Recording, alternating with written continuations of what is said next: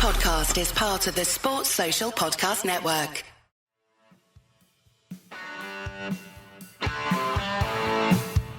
You're listening to Achtung, Millwall, broadcasting from the beautiful South Birmingham. Accept no substitute. When I closed up my vintage, actually it's obsolete, it's not even classed as vintage anymore, it's obsolete Apple laptop, listeners, yesterday, after completing two hour-long editions of Achtung Millwall, I thought, thank Christ for that, we can now move along from the Cardiff City capitulation, and move along to Luton. But no, I've received two terrific voicemails since pressing send yesterday on the part 2 of our coverage of the Cardiff City 2-2 draw.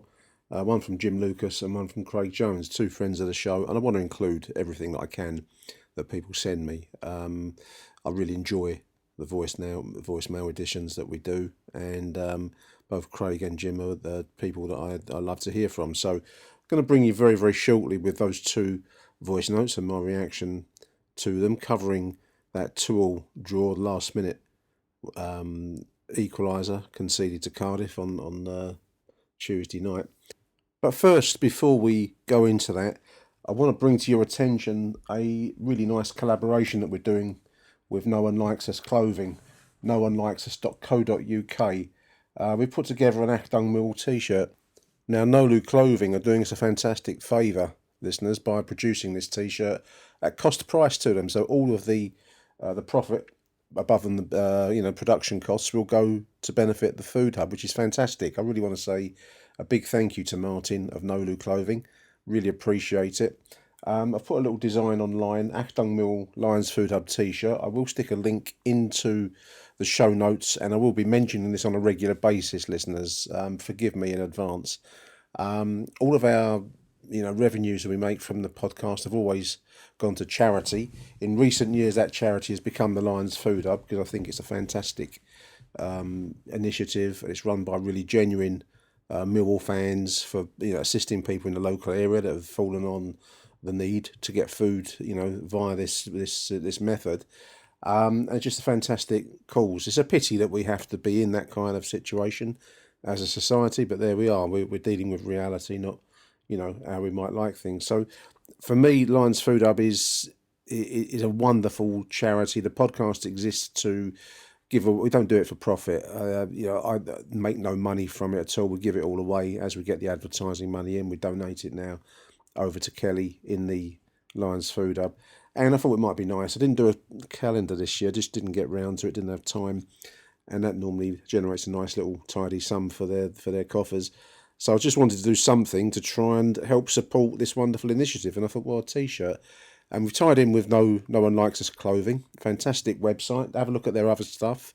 We've got loads of gear. They've got a really nice Lion 1885 logo on all sorts of whole range of clothing, t-shirts, polo shirts, gilets, you name it, all sorts of gear. Really good website. And they've been so kind and worked with us to produce this t-shirt, which will benefit the Lions Food Hub. So I'll stick a link into the show notes. You can find it on the noonelikes.co.uk website. And as I say, at least £8 from every shirt will be supporting the Lions Food Hub directly. So it's for a good cause, as indeed is listening to this show, including the two misery shows, and I've forgotten the misery shows versus Hull City. Let's not forget about that beforehand. It just seems like we're wallowing in a really depressing time at the moment, dear listeners. But I suppose the only consolation I can think of is that at least the adverts are helping support a great cause. So that's what I'm coming down to. Just as an update, really, since 2019, this podcast has generated, I make it £12,000 plus for charities, and in recent years that's become our charity of choice has become the Lions Food Hub. So listening to this show, helping to make it, the contributors that send in the voice notes, all of your support is really well appreciated. It's all for a good cause. So I hope that's meets with everyone's approval. Now then, as I say, we've had two voice notes that I wanted to include. So I've reopened my trusty, obsolete Apple laptop to bring you, first of all, Jim Lucas's message that he sent me yesterday. So take it away, Jim. Hi Nick, Jim Lucas here. Very aware that I probably missed the deadline for this voicemail show, but I'm going to have to get this rant, which I feel like has been brewing for about 8 months really, off my chest, unless I want to spend another day at work walking around shaking my head, which is how I've been spending most of the day today. I put on Twitter straight after the game last night as I was trying to thaw out a little bit, walking away from the ground, that what we're seeing here is probably the result of what I think I call managed decline. It's probably a bit dramatic, but I do think that this decline has been the result of mismanagement, actually. And it is a decline, you can't deny it. You can't deny that we're in real trouble now. And I do think a lot of it does trace back to what you call, I think, the night of the long knives last summer, May, whenever it was, just off the back of that brilliant end to the season. And it was brilliant, especially considering where we were this time last year under Joe Edwards. To then, for a chairman who'd been involved in football for about 10 months at that point, to decide to chop away 3/4 of his leadership team, to do away with people who understood the club and understood its unique nature, that unique nature that the club is still quite happy to stick in its Twitter bio and on posters up and down the stairs at the Den, which, I don't know about you, is feeling a little bit more tired and grubby maybe than it was at times over the last couple of seasons. I think the Steve Gallen conversation has obviously been had on this podcast. I'm not going to tread over old ground in terms of the model that they're trying to institute down there with acquisition of players and buying and selling. That is clearly what we need to do, and is what we needed to have been doing for a number of years. That's not a new model, that's just doing things better. But there is a new model trying to be put into place here, and I just can't get behind it. This desire to try and be more like Brentford or be more like Brighton, and to think that you can just do that by clicking your fingers and selling players, ultimately, is what we've seen now over the course of 2 transfer windows. Selling your best players, probably 2 of the 3 sellable players we've got have now been sold. You look around that squad and it's a ticking time bomb, or whatever you want to call it now, until Tanganga completes that trio for me. And then what have we got after that? And yeah, the course of this season really, and the way it's played out, all traces back for me to that day when they decided to go down a different route, under whatever advice the chairman had taken at that point to make that decision to do away with people like Billy Taylor, Alex Aldridge, Steve Kavanagh, and looked to declare an interest. As I think people know, I'm friendly with a couple of those, so I am coming from a biased position here, but I just don't get it. I don't understand how this world that we've bought into with Steve Gallen is more suitable to us as a fan base, to that unique nature of the club. And I think we're kind of reaping the rewards, or whatever the opposite of that is now. We've got players who've been at the club for going on for a decade. There was a video the club put up the other day of them, of the game at Leeds a few years ago, Jed Wallace scoring, etc. You could see George Saville, you could see Jake Cooper, you could see Sean Hutchison in that game, and I wonder how many of Leeds' players that day are still playing at this level, and yet here we are. George Saville was being phased out of the team 2 years ago. I think before Rowett went, Saville went on a month or 2 month spell of being on the bench and barely getting off the bench at times, and yet here we are. The geezers still starting the vast majority of our games. Yeah, again, I don't really want to talk about the game itself last night, but everybody saw what he did for the first goal. Everybody probably saw him arguing with Alex Neil at one point on the touchline. That's not sustainable. So yeah, we are where we are. We've obviously got this new philosophy, but what have we seen of it really, other than selling a couple of players, our best players now, and seemingly replacing both of them with George Honeyman? might be proved wrong in 10 days' time or whatever's left of the window. But that, again, doesn't feel like the brave new world that we're being asked to sign up for. Transfer window, 10 days left. He's got his work cut out, hasn't he, Steve Gallen? I think he's been very careful so far, and anyone who's kind of read into his comments after the signing so far, Tristan Crummer, I thought was really good last night for what it's worth. Very carefully hedging his bets in terms of what he said around that one, that this was a player that the club's been looking at for a long time. So, if it goes right, I signed him. If it goes wrong, the club were looking at him long before I turned up. Said similar things around Ivanovic, just hedging his bets on that one as well. So, be interesting to see where he goes. Does he earn his money a little bit and maybe pull some signings of his own out? I think the only one that you could probably place into that bucket, from what I understand so far, is Macaulay Langstaff, and it doesn't take a genius to see that there's not a long-term future for him at this club. Way out of his depth for me.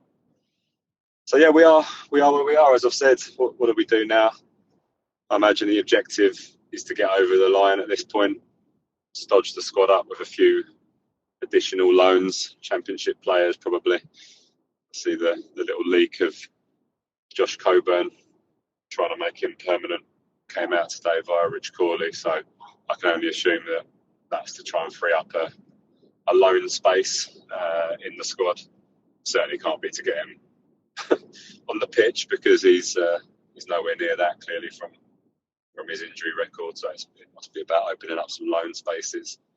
I imagine Alex Neil will have some input into that, and he'll probably be thinking, I've got to keep this team up, and then hope that it's enough to maybe have a chance to rip the squad up next summer. If we don't do that, then again, what does that say for the project if we're trying to start all this stuff in League One next season? Again, there's not a lot of players to worry about losing, so that's one thing. But you've said a few times on this podcast, Nick, that is not something that you can just respond and come straight back up. Neil Harris, fair play, did it in 2 seasons. I'm not sure it'd be quite so easy under this management. But without a manager like Harris, he had his faults. Harris, in fact, last night's game I think was my first game since Oxford away. So sort of disillusioned by this club and everything that's been going on at this club since that day, including on that day. To be honest, I was one of the thickos who voiced my dissatisfaction at full time. Not necessarily a boo, but I certainly wasn't happy with a draw away at Oxford, considering where they were, the form they were in, the way we played in the early part of that game. Watching Harris kind of stubbornly keeping Ivanovic on the bench, watching Tom Bradshaw trying to rat around up there against two big old centre halves, and then lo and behold throwing the game away at the end. Again, I know I'm very much treading over old ground at this point, but I was so disillusioned by what I watched play out that day. Petulance from Harris, not bringing on Ivanovic, all again tracing back to this desire to do things differently down there that has just left us in this position. I don't understand it. I don't understand why we want to do things differently. I think we saw in the 6 months or so since Harris came back, or even less, whatever it was that was left of the season last year, that he had evolved, that there was a way of combining his famous Millwallness, which I hated as a phrase, but I completely understand as a concept, with some progressive football. We saw it at times this season. There was good football at times, both at the end of last season as well as in a couple of bursts at the start of this season. But it was clear, there should have been a new contract slapped in front of him after we beat Leeds, after we beat Burnley or whatever, but it was clear that wasn't coming. So he was on his way out and ultimately decided to maybe jump sooner than the club had planned for. Hence why we then go into a manager hunt that they clearly weren't ready for. The fact it took 2 or 3 weeks to go and decide that we were going to hire Alex Neil, I don't believe that was the vision. I don't believe that was what Neil Harris's successor looked like to them. But whatever that was, wasn't going to happen now. So in comes Alex Neil to, I assume, be the bridge between Harris and then whatever the brave new world is that Chairman and Steve Gallen are shooting for. But I don't see Alex Neil as the manager that takes us onto that place. I think he's a needs must manager, and that's why we've ended up with him, really. So again, where are we? I don't know. I don't know what happens next. What are they going to do in the next 10 days? Need 2 right backs. You need a battling centre mid. You need an attacking centre mid to replace SA. You need a big striker, clearly. Ivanovic is doing a decent job of it for what it's worth, but he's still a 19, 20-year-old kid who'd never played in England before. I don't object to his signing. I think that's a good thing. £3 million. Well, fair play. If they wanted to go and do that at the end of a transfer window and make a bit of a statement, that's fine. But it couldn't have all been on him. It can't all be on him, irrespective of whether Coburn comes back, stays permanently. They're screaming out for some experience up there. So let's see what happens. My money's on a Jed Wallace loan until the end of the season to see if that can repair some of the rifts that are clearly existing between the club and the fan base now. But that wouldn't fool me, I don't think. So yeah, not the most joyful comment on the state of the club. But as I said at the start, I feel like this has been kind of rattling around in my brain or on the tip of my tongue for 8 months or so, ever since they decided to do what they did last summer. Just at the point they probably could have got behind Harris and got behind some of the things that they saw at the back end of last season. They decided to go completely against it, take away some of his biggest allies, take away the people that got us into that fairly exciting position where we were beating teams and winning away games at the end of last season. Again, for what? So we'll see. I've gone on and I've gone all over the place there with that one, Nick. And again, as I said earlier, very aware that I probably missed the deadline. So happy for you to consign that to the recycling bin or whatever. But I feel better for letting it off my chest anyway. So here we are. Won't be at Luton. Wasn't deemed loyal enough to have a ticket for that one, which is fine. As I say, I've not been for 2 months. I probably didn't deserve one. But for some reason, I've got a ticket for Portsmouth next Tuesday. So fingers crossed. It all improves. Anyway, bye for now, Nick. At your job, do you ever have to deal with a nose roller? How about a snub pulley? Well, if you're installing a new conveyor belt system, dealing with the different components can sound like you're speaking a foreign language. Luckily, you've got a team ready to help. Grainger's technical product specialists are fluent in maintenance, repair, and operations. So whenever you want to talk shop, just reach out. Call, click Grainger.com, or just stop by. Grainger, for the ones who get it done. Achtung, Millwall. Welcome back, dear listeners. Wow, a lot to chew over in Jim's email. You can see why I wanted to include it, listeners. It came in yesterday, and I thought I've got to do something with this. There's a lot of material and content in there to think over. So apologies in advance, as Jim said he was rambling. I'm going to ramble back now, Jim, in reply. I hope it was therapeutic. I do find sometimes that sending your voice notes into the Achtung Millwall WhatsApp number, listeners, can be therapeutic. So do join the crowd. I'm always interested to hear from people, and it does make for entertaining listening, I hope. So big thank you to everyone that's reacted to the shows on YouTube. But back to Jim's message. Managed decline and mismanagement. Interesting choices of words there, Jim. I know what you mean. I mean, the way that we tailed off last season with Neil Harris, and I think I said in the other show, he performed a miracle in saving us from relegation, because we were looking like we do now a little bit, listeners. Nose down and heading towards the bottom of the ocean, so to speak, last season when Joe Edwards left us. And then Neil Harris turned it around by sheer dint of personality and to bring together a group of players that clearly enjoyed playing for him. I find with every personality at Millwall Football Club, you can go online and read. Some people love them, some people don't like them, some people approve of them, some people don't approve of them. I'm going to try and keep out of that because I don't really know any of the individuals involved. I've got to know a little bit over time, certain people, but not on any grand scale. So I don't class myself as any kind of insider at all. But it struck me watching those videos at the end of season dinner when the players have had a few drinks. They're singing the Proclaimers song. There's Tanganga and there's Zian Fleming and all the rest of them all clearly enjoying themselves. Now football is it's like a wheel, isn't it? It's always turning. So players move along. Zian last season had already missed out on a move to Burnley when I think they were in the Premier League. He might have felt that he wanted to go to them previously after a good season in 22-23, 15-goal season. Didn't get it then. In the end, he's got it, and I think he's going to do well. He's scoring goals, freely for them, and they look like they're going to go up. So I think his wish will come true there. So you probably always were in for losing Zian Fleming in reality.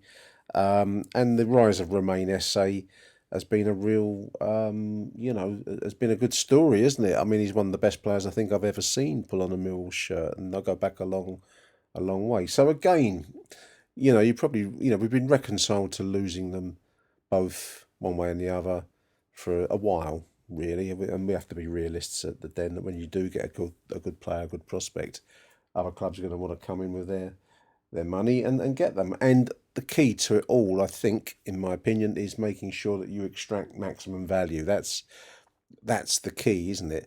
The business model that Jim refers to there is nothing new in it. There is very little new in this life, and I think, as you say rightly there, Jim, it's not a project. It's not really anything other than prudent management of a small club's resources.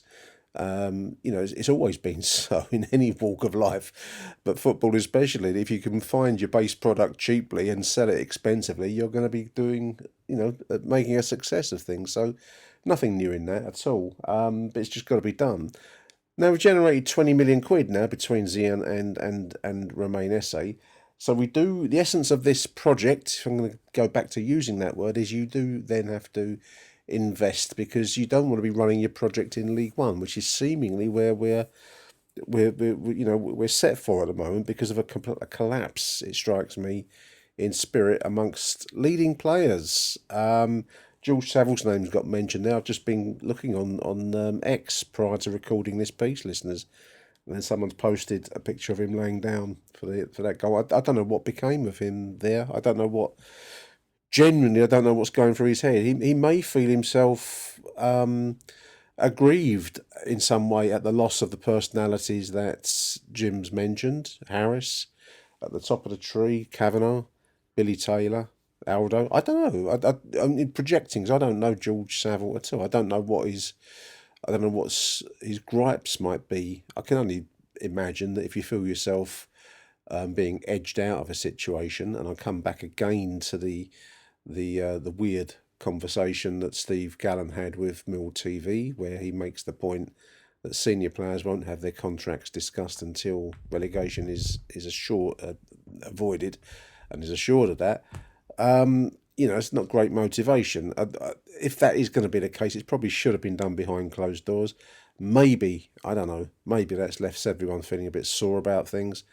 And, we have seen it in the past, listeners, that this squad under Gary Rowett at times, certainly under Joe Edwards, not under this version of Neil Harris this time, but we have seen enough examples of them slightly giving up on things. Would that be fair, do you think, listeners? I mean, we can all think of occasions. It was Norwich City was where Gary Rowett decided had enough when it was his football that was shit because the players weren't performing for him, and it was no longer working.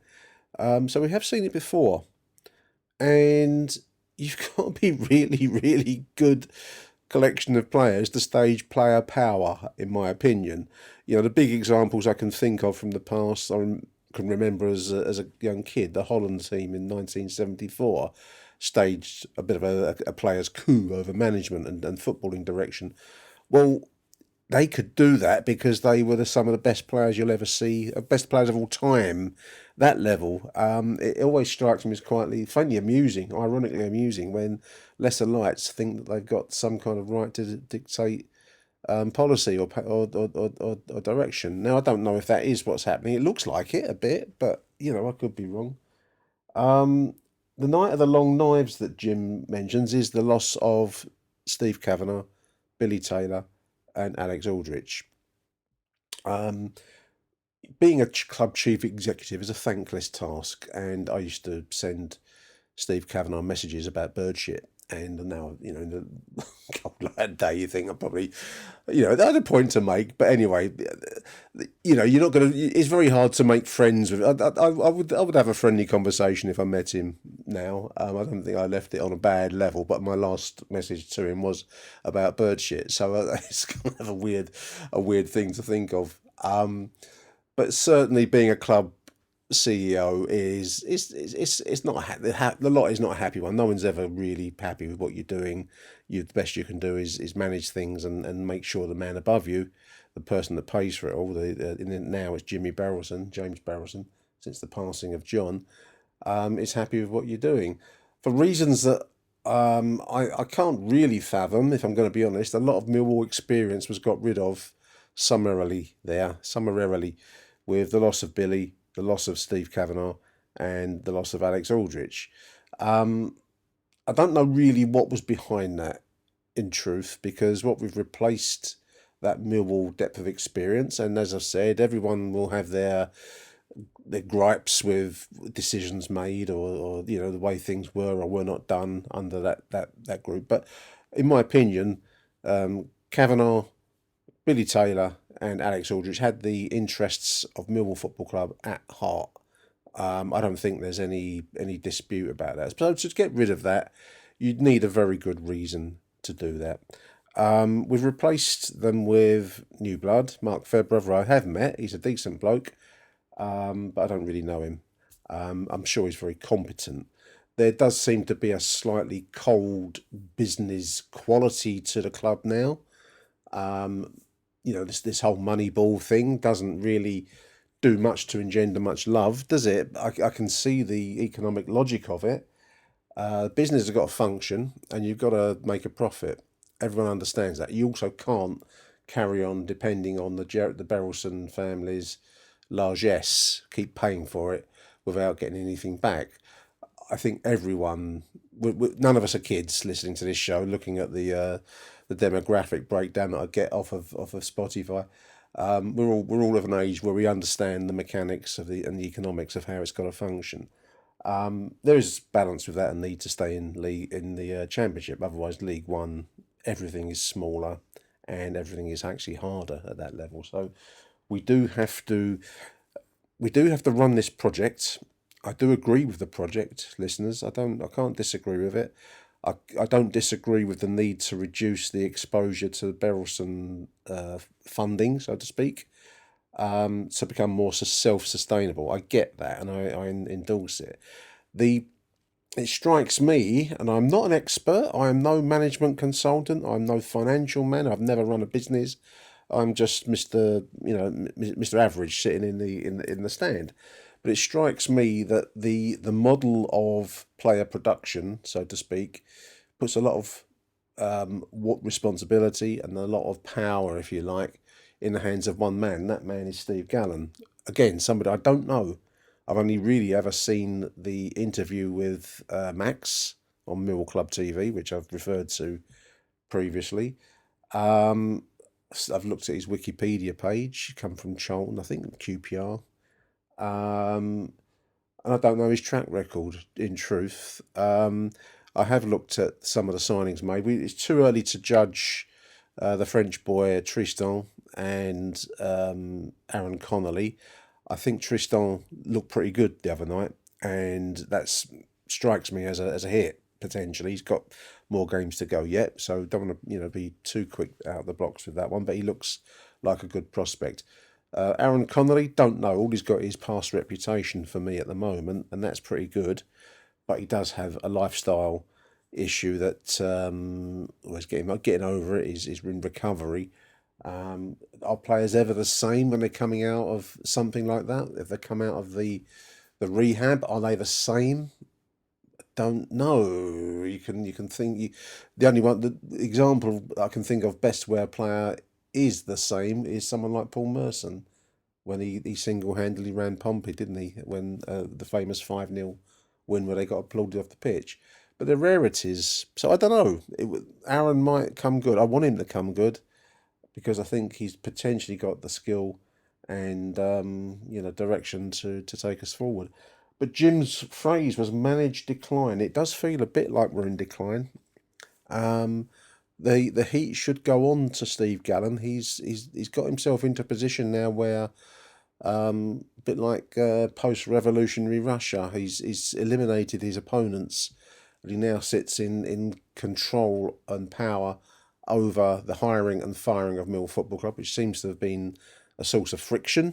Jim refers to the Oxford game where Harris would be stubbornly fighting his corner because of this feud that seems to have been taking place behind the scenes, which isn't to his credit, in my opinion. At the end of the day, everyone's interest should be the well-being and progress of Millwall Football Club.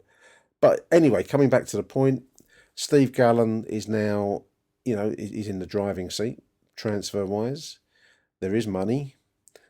We do need to stay in the Championship, and this is where we will find out just how good a judge he is. So far, I'd say he's been so-so, with the caveat that the French boy and Aaron Connolly are yet unproven. So let's see. I just wanted to dwell a moment longer on the managed decline point that Jim makes.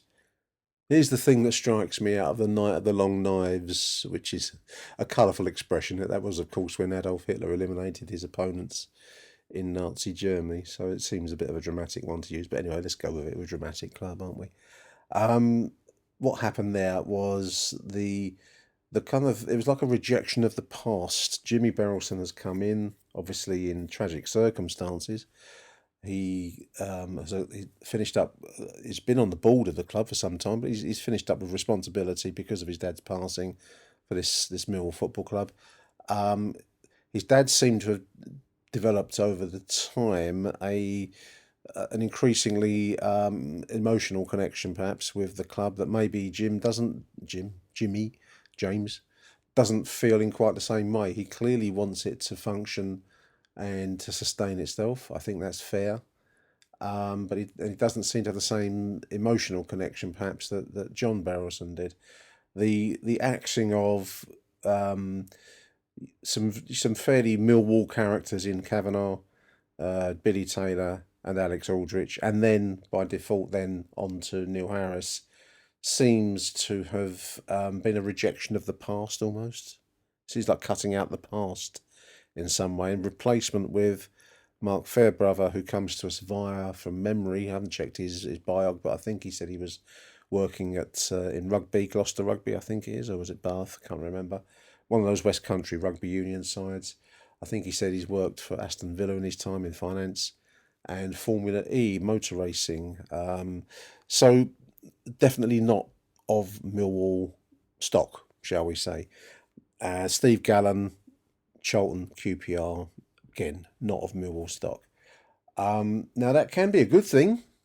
There's a strong argument that just because you're Millwall doesn't mean necessarily that you are the fount of all Millwall knowledge. Or it can be that you've lost, kind of emotional bearing on the club. And whatever else Millwall is, it's a small club with a smallish support and a support that is fundamentally sentimental. And what I mean by that is that we like to see our own progressing. Might give them 7 shades of shit, abuse-wise at times, but we do like to see our own make progress.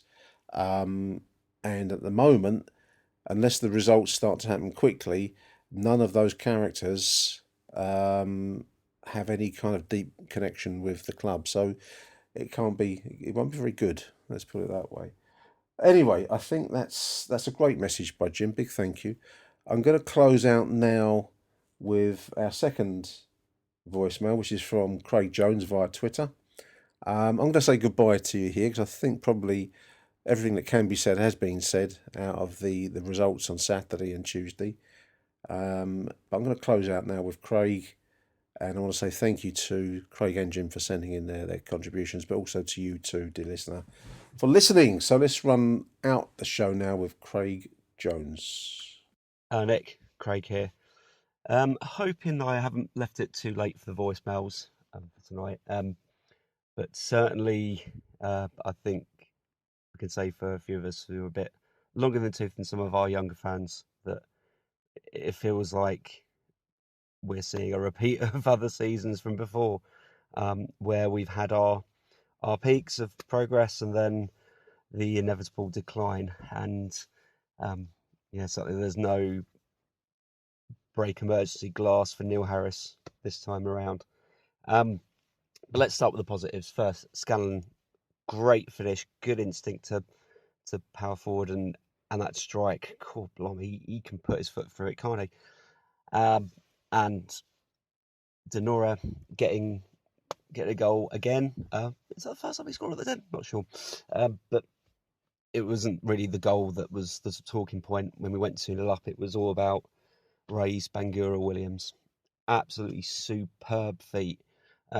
Still a little bit wet behind the ears, but it's only his third game for us, so fantastic showing for him as well. I think like to see what he's like away from home, but certainly the small shoots of some kind of positives coming from him post essay. But on the whole, I think once we went 2-1 down, there was a level of, dare I say, panic about the team. We certainly don't look as composed, and that is a big worry because when it starts getting tough, we need some level heads. Maybe take a leaf out of Rudyard Kipling's book, and if all those about you are losing theirs and all that, we need to just be calmer and more convincing on the ball because we need to be not panicking and trying to boot the ball out like we're Sunday League footballers, which is embarrassing in my opinion. And also as well, I know Billy Mitchell was getting a slate in for losing the ball, but there was still another 10 players behind him who could have stopped that ball as well. He just shanked a clearance, but still he should have been better on the ball, and I don't think he's doing himself any favours, sadly, as I know that he gets a lot of, shall we say, unfair criticism for being like sideways Billy or backwards Billy and the way he passes. I just don't think he knows how he's meant to be utilised in the team, and certainly when Honeyman came on, he's just all running, but again, what more is all running? Saville is running but getting slower, and Saville, that was embarrassing. I reckon he got a couple of coats of paint stripped off him for doing that. Certainly not what is expected from the team at all, full stop. But also, I just think, the whole team just seems off the boil. Whether that is just the pressure of us not getting a result, we're just desperate to get a win. And I could see it in some of the players' eyes on telly that they are just desperate for a win in the league. We are really needing it. I think Alex Neil looked almost bereft of word. Well, he didn't really know what to say, I think. Really, he said the right things post-match, but he's been in for a month, and I think he is, the longer he is here, the more he is probably beginning to regret his decision to put his name in the hat and put his hat in the ring for this job. The whole process of changing the way the team looks and how it plays, I am worrying that we are throwing the baby out with the bathwater with so much change, and SA is so influential, but also how unlucky have we been with injuries, really? We have been so unlucky. And if you think about it, there's no Aziz, no Coburn, no Imaku, just sold SA. they are very, very integral to how we play, how we push forward and put defences under pressure. Certainly, Imaku and Aziz were a great example of putting pressure on Sunderland when we got that last minute win. Not last minute winner. Sorry, the last minute equaliser against Sunderland. Yeah, what are we to do? I think it is a case of we're going to have to scrap and claw and bite and bollock our way to a win, because the longer that we don't seem to pick up a win, we picked up a point, but it felt like a loss. But we need a game that feels like a win again, just to get that feeling back, because the longer it goes on, the worse it's going to become. And our defence looks threadbare now, with any kind of quality. I feel for Leonard and Danny Mack especially. He did not look in a good way, and I know some people have rumours that he's done his ACL. That's not confirmed. I am keeping everything crossed that it doesn't look as bad as it actually is for him career-wise. But good to see the new boy, Tristan Kramer, come on. And for a centre-back, he looked pretty accomplished at right-back. And he actually offered us some height on the right-hand side, which seemed to help those diagonal balls. And looks very composed on the ball, which, as I said earlier, is something that we are really lacking. And we need some cooler heads to prevail when it comes to the tail end of matches and halves, put it that way. But yeah, come on. We'll find a way out of it. And if we go down, then once you hit bottom, the only way's up. So come on, let's keep going. Come on, never give up. Bye.